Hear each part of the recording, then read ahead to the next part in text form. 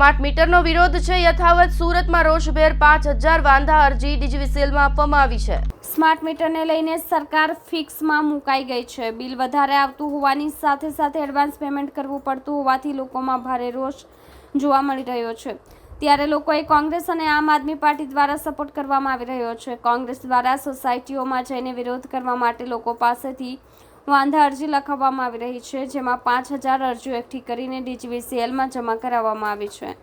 Smart મીટરનો વિરોધ યથાવત જોવા મળી રહ્યો છે। પુણા વિસ્તારમાં કોંગ્રેસ દ્વારા 5000 જેટલા વાંધા અરજી લોકો પાસે લખાવવામાં આવી હતી। આ અરજીઓ કોંગ્રેસના નેજા હેઠળ ડીજીવીસીએલની વડી કચેરી કાપોદ્રા ખાતે સબમિટ કરાવવામાં આવી હતી। લોકોની સોસાયટીએ જઈને તેમને સ્માર્ટ મીટરના ગેરફાયદા જણાવીને વિરોધ કરવામાં આવ્યો હતો।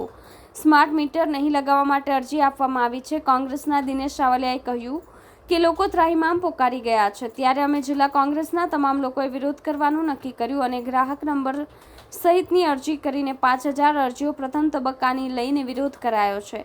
આ જ રીતે સ્માર્ટ મીટરનો બોયકોટ યથાવત રહેશે। આજરોજ કાપોદ્રા ખાતે દક્ષિણ વીજ કંપની જે આવેલી છે ગુજરાતની, અને ત્યાં સમગ્ર ગુજરાતની અંદર જે સ્માર્ટ મીટર લગાડવાની શરૂઆત થઈ અને જ્યાં જ્યાં સ્માર્ટ મીટર લાગ્યા ત્યાં લોકો છે એ ત્રાહિમામ પોકારી ગયા છે આ સ્માર્ટ મીટરના બિલોથી।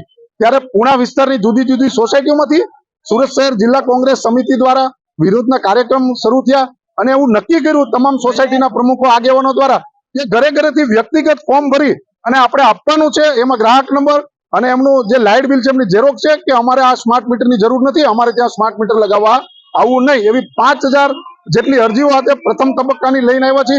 આવનારા સમયની અંદર બાકીના જે ગ્રાહકો છે, બાકીની જે સોસાયટીઓ છે એ લોકો દ્વારા પણ આ જ રીતે આ સ્માર્ટ મીટરનો વિરોધ કરી બાયકોટ સ્માર્ટ મીટરના હેશટેગ સાથે આ કાર્યક્રમ આપવામાં આવશે અને અરજીઓ આપવામાં આવશે।